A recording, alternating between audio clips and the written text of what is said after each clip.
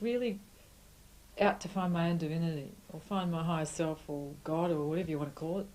Every language has a different name. Every church has a different name. But it was about finding my higher self, really. Why I'm here and where I'm going, and answering the big questions. And with a gun up my head, with this cancer, I really wanted to die well. I decided if I'm going to die, I'm going to die in style. I'm going to die well. It wasn't funny.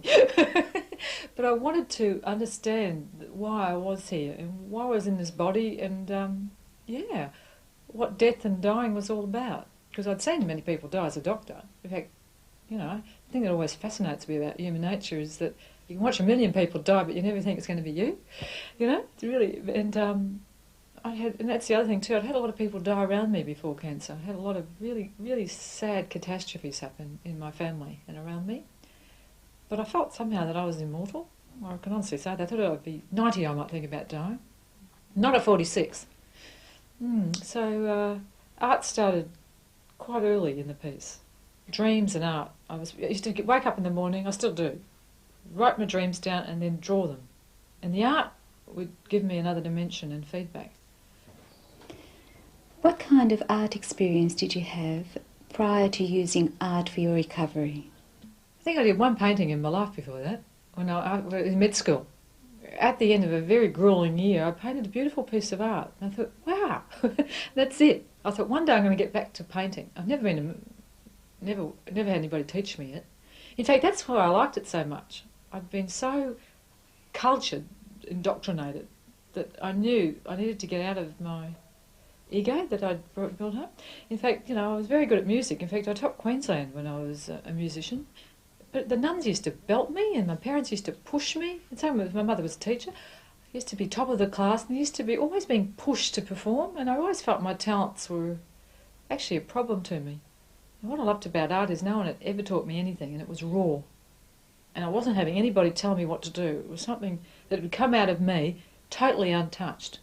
And that's what I loved about it. So I'm really grateful I hadn't had any lessons, and I refused to go near a teacher about it too. Now I'm ready to, but not then. I wanted it to be raw and real, and not kind of conditioned by the culture. In what way was the art you created experienced by you as healing? How and what did art heal? That's a good question. Actually, art for me was much more than just painting a pretty picture. In fact, it's nothing to do with beauty in the traditional sense. It wasn't a vase of flowers. It never was. Art to me was my soul, something much deeper than my ego, something inside me that was really my essence, my divinity, I guess, if I go from that drawing I was telling you about.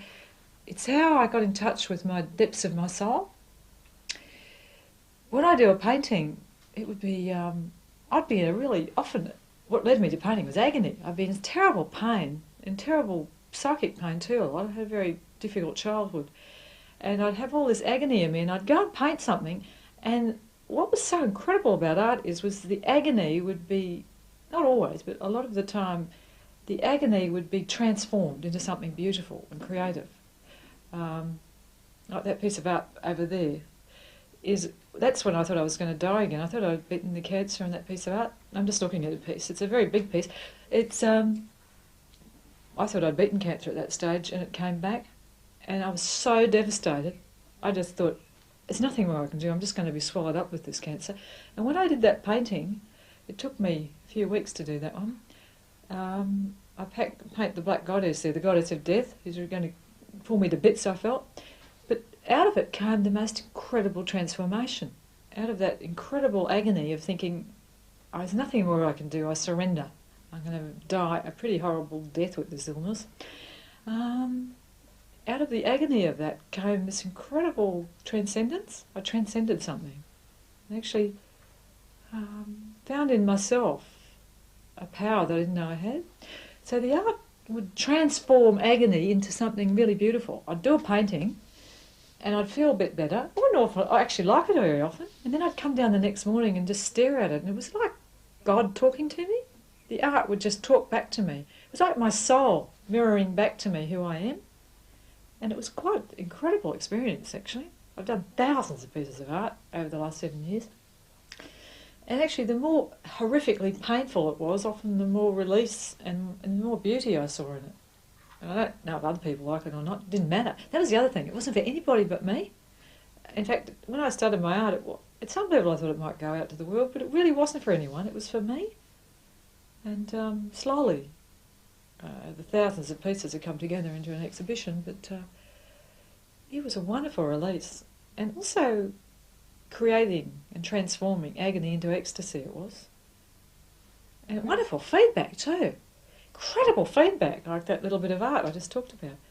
Answers to insoluble questions would come by just sitting there and getting out of my mind, thinking, and just watching.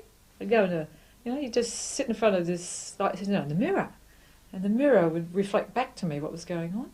So, to me, art was life. In fact, the deepest kind of life being mirrored to me in a way that was incredibly exciting. In fact, I feel the adrenaline pump as I even talk about it, I just feel, wow, this is real life. The real answers are coming out of this stuff. And there was lovely feeling of, I'd create, it's like when you produce a child almost, this has come through me. And I felt as though something bigger than me was coming through me. I was kind of like the body pushing out a baby, and this incredible creation would come through me. And I felt very connected to God. It was like we co-created something much bigger than me. And I felt incredibly humbled with that too. That this wonderful expression of life could come through me.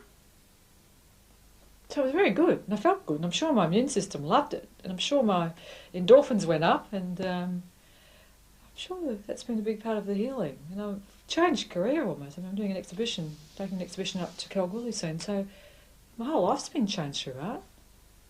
And it's kind of the art of living and dying too. It's not just art on paper. It would help me understand what my life's about and beyond this little life and into the transpersonal, into the eternal. And it's been wonderful. I've actually got to know the feminine face of God and the marvel, put them together actually now. So art's been very important. You've been talking about the dark goddess. Did you experience that as the dark night of the soul? I've had many dark nights of the soul, which in the Christian sense means when the usual personality that you're living with starts to die. In fact, I'm going through one at the moment. It's very painful. Yeah, and it's lovely to have what the psychiatrists would call a depression, which you're on pills for, put into a mystical sense, which is much more honest, but it's also much more empowering. Because if you're diagnosed with a psychiatric illness, it's quite shaming. Whereas if you're going through a dark night of the soul, it's kind of, gosh, I am dying, and it's very painful, but I know this is incredibly healing and spiritual. It has meaning at a much deeper level. And I think that's one of the biggest problems with psychiatry. It doesn't integrate the spiritual into what's happening to the person. And actually, that's what the cancer's taught me. It's brought me home to my spirituality. So the dark night of the soul is the dying of the usual self, your belief systems, the way you see yourself, the personality you've worked so hard to build up to survive. It all starts falling to pieces, and it's very frightening and very depressing and very sad. I'm feeling quite sad at the moment. I'm going through a very dark night lately. There's been a big part of me dying. A lot of belief systems that I thought were me aren't me at all. And the black goddess is not worshipped in our culture. In fact, the goddess, there's no bloody goddess at all in our culture, which says a lot about it, and which I think is half the problem. The feminine has not been worshipped or even recognised. I mean, Mary is the Virgin Mary. She might be a mother, but she hasn't got the crone wisdom, and she's not a goddess either. She's only, underline, the mother of God, which is quite funny, but she certainly is not, in the Christian culture, a goddess. So the black goddess was actually, she's Kali, but she's in other cultures, particularly Indigenous cultures, where the feminine's still alive. They've never left the earth, the Indigenous people, whereas the Western mind's gone up into the sky gods, into the intellect, in other words.